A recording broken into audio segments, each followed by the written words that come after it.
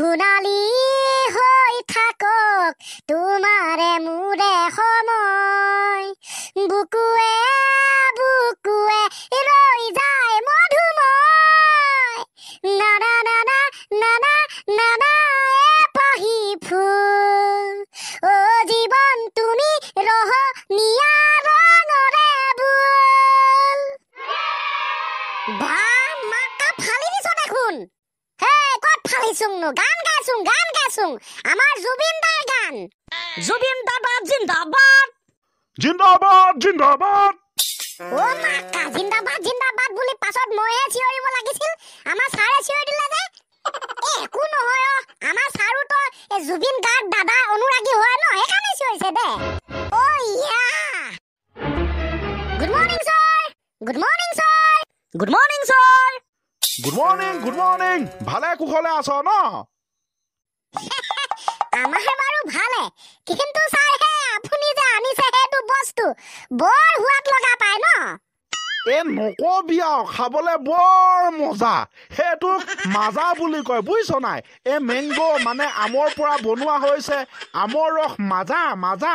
তাতে ফ্ৰিজত ভৰাই থৈ দিয়া আছিলে মই উঠাই মেলি লৈ আনিছোং খাই ভাল লাগিব মিঠা মিঠাকে একদম সঁচা কথা কৈছে আপুনি আপোনাৰ দুখত দুখী আপোনাৰ সুখত সুখী হে সুখ দুখৰ সমভাগী হ'বলৈ আমি পাৰিম ন ছাৰ তো ক'বলৈ থাকি গৈছিলে পাৰিম ন ছাৰ ডাইৰেক্ট কথা ক'ব নোৱাৰ হা ডাইৰেক্ট ক'ব নোৱাৰ তহঁতৰ বাবে আনিছোং এইটো তহঁতৰ বাবে আনিছোং কি ছাৰ আপুনি কৈছো নহয় দীৰ্ঘজীৱী হ'ব 110 বছৰলৈকে জীয়াই থাকিব আপুনি আমাৰ বাবে ইমান চিন্তা কৰে আপুনি 110 বছৰ নহয় 120 বছৰলৈকে জীয়াই থাকিব ছাৰ আমি অভিশাপ দিছোং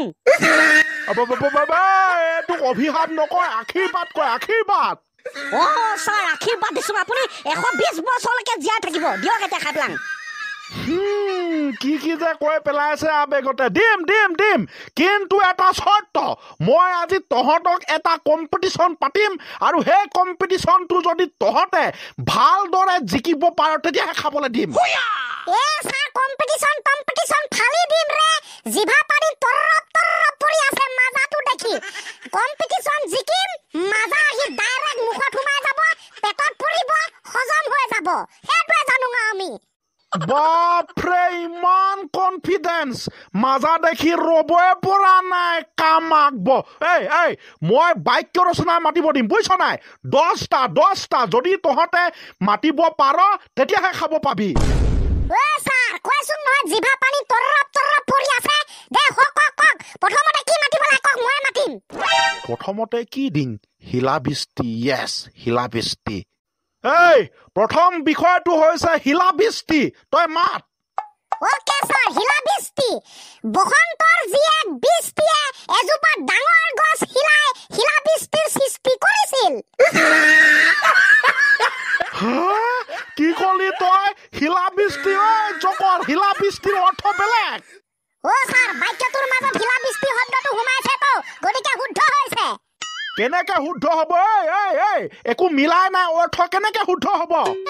ছাৰ আপুনি শিকাইছিলেচোন বাক্য ৰচনা কৰোঁতে বাক্যটোৰ মাজত বিষয়টো সোমাই থাকিব লাগে শিলাবৃষ্টি দিছে এতিয়া মই কৈছোং বোলো বসন্তৰ জীয়েক বৃষ্টিয়ে এজোপা ডাঙৰ গছ হিলাই শিলাবৃষ্টিৰ সৃষ্টি কৰিছিল বাক্যটোৰ মাজত শিলাবৃষ্টিটো শব্দ সোমাই আছে গতিকে শুদ্ধ হৈছে খতম বাই মই একো নুবুজাং হ'ব ছেকেণ্ডটো মাত কওক ছাৰ ছেকেণ্ড বিষয়টো হৈছে উৎকৃষ্ট ওকে ছাৰ ৰাম নামৰ এজন ব্যক্তিয়ে এখন বহি আনি হাতত এটা কলম লৈ এটা শব্দ লিখিলে শব্দটোৰ নাম হৈছে উৎকৃষ্ট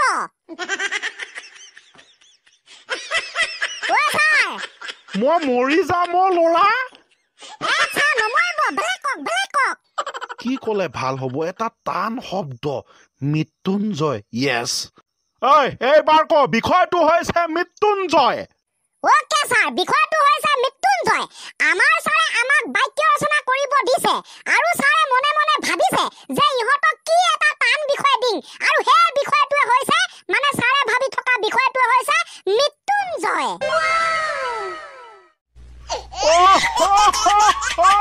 মই কি কৰোঁ মই কি কৰোঁ এতিয়া ইহঁতে অৰ্থৰ লগত নিমিলাই কেনে কিখন বকি আছে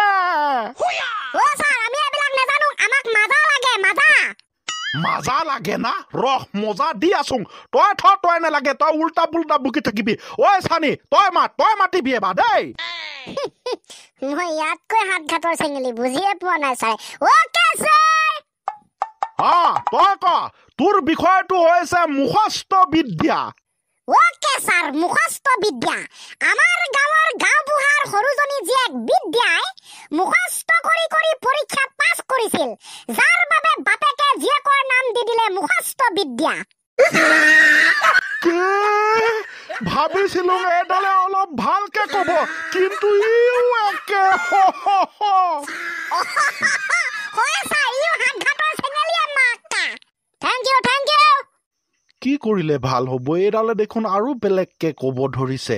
এবাৰ হৰিকে এটা সুধোং নেকি বাৰু হৰি এবাৰ তই কবি ইহঁত কিতাই ভালকে উত্তৰ দিয়া নাই অ'কে ছাৰ আমালে ভাগ অলপ থব কয় ছাৰ নহলে কলে এইডালে মাজাটো খাবই নিদিব মাকা ফেট লৰা টেপ কৰি থাকিবি মোৰ মতে চলিবই নিদিয়ে হৰি তই ক হ'ব ছাৰ বিষয়টো হৈছে প্ৰলয়ংকাৰী অ'কে ছাৰ প্ৰলয়ংকাৰী যিবিলাক ব্যক্তিয়ে দেশৰ শাসন ব্যৱস্থাত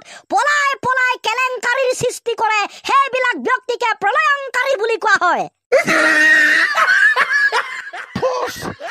মই কতে মৰুং প্ৰভু মই কতে মৰুং জেগা এটা বিচাৰি দিয়ক মই কতে মৰুং ভাবিছিলো এডালে ইহঁত কিতাতকৈ অলপ পৃথক হ'ব কিন্তু এডালো একে প্ৰলয়ংকাৰী বাক্য ৰচনা মাতিছে হ'ব দিয়ক ছাৰ এবাৰ ভালকে কম নহয় এবাৰ বেলেগ এটা সোধক না বাবা না মই আৰু বেলেগ সুধি মোৰ মাথাটো গৰম কৰি নলং না আজিলে কম্পিটিশ্যন সমাপ্ত ছাৰ তেনেহলে আমাৰ মাজা বটলটো কি হ'ব কম্পিটিশন সমাপ্ত হৈ গলে দেখোন আমি নেপামে ছাৰ জিকিবলৈ আছোং দে আমি নে সোধক আমি একেটা উত্তৰ দিহে ছুটি হ'ব মই দি দিছোং যা কোনে কেনেকে খালেও খাই থাক মুঠতে মোক এৰি দে মই গৈ থাকোং কষ্ট নোহোৱাকে পাব লাগে কষ্ট ফষ্ট এইবিলাক বাদ দে যাতে মাজা বটলটো খাংতে তিনিটাৰ মাজত কাজিয়া নহয় সেই কথাটো চিন্তা কৰ নো প্ৰব্লেম ইয়াৰ খাংকে জিভা পানী চোন পৰি আছে তৰপ অ'কে